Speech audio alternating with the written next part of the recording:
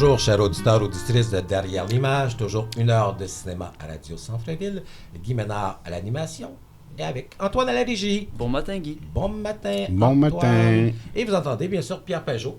Bonjour Pierre. Oui, Guy. Parce que lorsqu'arrive Vue d'Afrique, Pierre, t'es notre collaborateur. Ben, tu sais, depuis longtemps, à cause de Françoise Ouellet, tu sais, on était des abonnés. Exactement. De Vue d'Afrique, on était très religieux. On assistait même aux soirées d'ouverture qui étaient longues et pénibles. Pierre, il y a des choses que je n'ai pas le droit de le dire. OK. Pas dire ça. Mais on aimait ça quand même. Oui. On aimait Françoise, en fait. Toute l'émission entière va être consacrée au dernier week-end la 41e Festival international de cinéma de Vue d'Afrique. Nous allons recevoir, entre autres, Lova Nantenema, Isaka Kampaore et également Sabrina Onana. Nous débutons, parce que nous avons l'occasion et l'honneur de recevoir M. François Akouabou. C'est ce qui est indiqué. C'est ce qui est indiqué. Chef de département du FESPACO. Ouais. C'est important le lien entre le FESPACO et Vue d'Afrique. Parce que c'est une façon de pouvoir propager la culture cinématographique et la culture de ce cinéma d'Afrique. Ouais. Et ça fait, vous êtes à FESPACO, sa 29e édition. Quels sont les liens entre tous ces festivals qui ne sont pas en Afrique et le FESPACO? Merci et bonjour à tous. Bonjour. Merci de nous recevoir. C'est toujours un plaisir pour nous de parler de FESPACO qui nous tient tant à cœur, qu'on soit à Ouaga ou en dehors de Ouaga. Voilà. Et c'est justement pour cela que Vue d'Afrique nous a invités, voilà, pour participer à ce festival, à cette édition. Nous sommes en collaboration avec Vue d'Afrique, ça fait 40 ans. Oh oui. 40 ans que nous venons à Vue d'Afrique et que Vue d'Afrique vient à Ouagadougou. Et la ligne qui nous unit, c'est Cinéma d'Afrique et de la diaspora. Parce qu'on est essentiellement dans le cinéma africain et celui de la diaspora et des afro-descendants. Et Vue d'Afrique également est dans cette dimension. Donc naturellement, on a lié une collaboration 40 ans. Depuis 40 ans pour promouvoir le cinéma africain et le cinéma de la diaspora.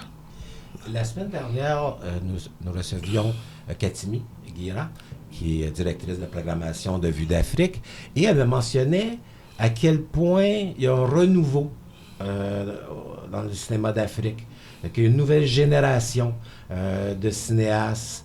Et d'où, de l'intérieur, est-ce que vous avez la même impression?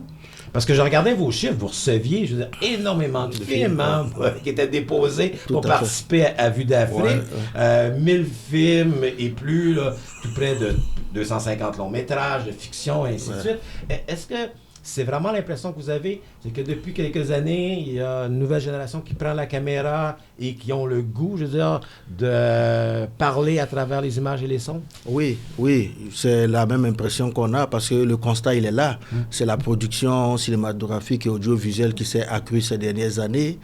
Et je pense que c'est aussi dû au fait que les formats ont changé parce qu'on est passé de l'analogie au numérique et qui donne beaucoup de facilité de tournage, mais aussi que les États aussi ont compris qu'il fallait investir aussi dans la culture, dans le cinéma, parce que c'est un puissant vecteur qui permet justement de sensibiliser les populations, permet d'éduquer, qui permet de véhiculer nos mœurs et nos valeurs.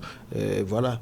Et effectivement, quand on fait un peu un rapprochement avec les années antérieures, pour cette année, nous avons eu au niveau du FESPACO 1500 pratiquement films inscrits. Et ce qui était encore émerveillant, c'est que cette année, on a dit aux cinéastes qui voulaient inscrire leurs films au FESPACO de contribuer, donc de payer des frais d'inscription qui étaient de 50 €. Mais on s'est rendu compte que le nombre de films qu'on a enregistrés cette année est plus élevé que le nombre de films en 2023 où c'était gratuit. On a compris qu'effectivement, il y a cette fièvre aussi pour les cinéastes de pouvoir présenter ce qu'ils ont comme film. Voilà. Et donc de 1500 films, on a pris 253 films en sélection.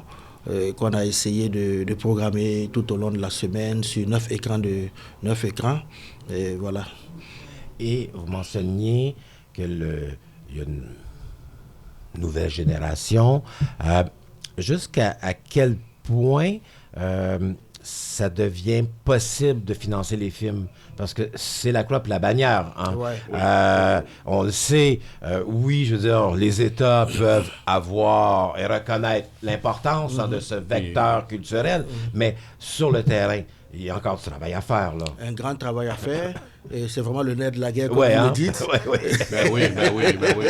Malgré les petits vous le savez même pour votre festival. Oui, bien sûr. Bien sûr. Mais c'est pareil ici. Hein. Ouais. Non, c'est le même problème que les cinéastes ont dans le monde entier. Dans le monde entier, parce que quand on s'inscrit dans une dimension de films d'auteur, ce n'est pas des films commerciaux. Donc, à l'origine, il n'y a pas de modèle économique sur la rentabilité du film. Mais ça veut dire qu'il faut que ça fonctionne sur la base de subventions. Et les subventions, ce n'est pas très évident. C'est pourquoi, au-delà des apports que les États donnent, nous, au FESPACO, on a développé un modèle qui permet de soutenir même les projets de films en écriture. Okay. À travers... Cannes fait ça voilà. aussi, je pense. Hein? Oui, Cannes fait. Il y a aussi JCC en Tunisie qui fait. À travers ce qu'on a appelé les ateliers Yenenga, on a justement Yenenga coproduction qui permet à un jeune, ou en tout cas un cinéaste, un réalisateur, qui a un projet de scénario bien écrit, tout, et qui a besoin de fonds pour coproduire ou pour produire, donc il vient au FESPACO. On l'invite au FESPACO, il vient avec son projet, on le fait pitcher, on le présente à des fonds qui sont là et qui prennent son film en coproduction.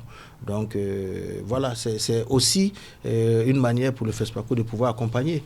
Je disais hier à un échange qu'on a eu, pour que les festivals existent, il faut qu'il y ait des films. Oui. Mais en même temps, les festivals ne peuvent plus s'asseoir et attendre que les cinéastes viennent avec leurs films. Il faut les accompagner dans la réalisation ou dans la production de leurs films. Oui. Et aujourd'hui, c'est un des combats que nous avons, aussi bien pour les projets en développement que même pour les projets en finition, en post-production aussi. Il y a des fonds aussi qui existent au niveau du FESPACO pour pouvoir accompagner ces productions. Et l'un dans l'autre, ça fait qu'aujourd'hui, on a beaucoup de productions qui reviennent encore vers le FESPACO pour s'inscrire soit dans la compétition ou dans les projets. Donc ça fait que, bon, voilà, on a 1500 projets. Voilà, et ça tourne, c'est ça. Voilà, ça tourne. Bien. Ouais. Il y a une très grande diversité de cinéma. Puis, pendant longtemps, on a parlé du cinéma africain. Là, je trouve ça intéressant parce qu'on parle du cinéma d'Afrique. Oui, aujourd'hui, on parle des cinémas. Des cinémas d'Afrique. Ouais. Parce que le cinéma, il n'est plus unique. Hein. Il est tellement diversifié, aussi bien dans l'écriture que dans la réalisation, que dans le traitement, et même dans les histoires. Mm-hmm. C'est vrai que, de manière générale, l'Afrique pourrait avoir une histoire commune, mais en réalité, chaque peuple a une histoire qui lui est propre et qu'elle veut raconter. Donc, aujourd'hui, on parle beaucoup plus de cinéma d'Afrique. Voilà. Et si vous regardez, on dit cinéma Afrique, donc les cinémas d'Afrique. Ouais. Voilà. Et c'est ce thème qui sied aujourd'hui parce que, comme j'ai dit, la diversification, c'est aussi dans l'écriture, c'est aussi dans le regard, c'est aussi dans la manière de traiter. Voilà. Mais ça demeure un cinéma, nous on utilisait les cinémas nationaux, ouais. Ça demeure un cinéma d'identité culturelle. Tout à fait, un cinéma d'identité culturelle. Et certains sont toujours dans le cinéma militant, mais beaucoup rentrent dans le cinéma d'identité culturelle justement pour présenter ce qu'il y a de plus profond au niveau de la culture, même au niveau justement des fléaux sociaux que nous avons. Beaucoup de films pour cette année étaient orientés vers le terrorisme, vers les questions d'identité culturelle, les questions de succession. Et Les Talons d'Or, c'est un film qui parlait de succession. Voilà. Donc, c'est important. C'est les identités culturelles qui se développent à travers donc, les projets que nous avons. Et une identité culturelle est différente d'un pays, est différente de celle d'un autre. Donc, d'où justement cette diversité. Quand on présentait des films, moi, à l'époque, il y avait un thème majeur, c'est la confrontation entre... L'ancien et la moderne. Il y a 30 ans, lorsque j'enseignais. Dans les films, il y avait la confrontation entre, disons, le monde ancien et le monde moderne. Voilà. Les traditions tout à fait. Versus la modernité. Et comment l'individu, le citoyen, doit se situer et évoluer là-dedans. Tout toujours présent cette préoccupation de monde ancien. Moi, non, c'est plus. Non, c'est plus fréquent dans les films parce que tout le monde a compris que il faut forcément s'appuyer sur son passé. Voilà, donc de plus en plus, les gens sont attachés aussi à la tradition, OK. voilà, à laquelle, donc ça passe comme une lettre à la poste aujourd'hui. Mais il n'y a plus de conflit en réalité, c'est vraiment quelque chose qui est accepté, pratiquement dans toutes les productions que nous voyons. Ouais. Mais c'est encore présent, en arrière-plan. Ouais. Parce que je pense entre autres là, au film de Isaka, comme Paoré, Oui. Le vieil homme et le désert. Essentiellement, c'est une transmission du savoir. Tout à fait. Donc c'est la reconnaissance toujours finalement des anciens et de ce qu'ils ont légué aux plus jeunes. Hein? Tout à fait, et qui s'impose naturellement. Voilà, qui s'impose. Il n'y a plus de conflit en fait. Voilà, qui s'impose. Et, ouais. Ça c'est un point que vous avez gagné.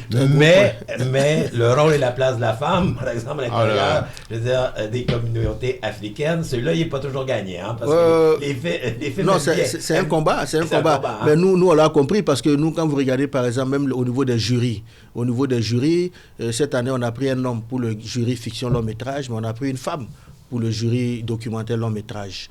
Et vous regardez le logo, le visuel de cette année, c'est le symbole d'une femme. Parce qu'on est convaincu que tout part de la femme et tout revient à la femme. Ben oui. Voilà.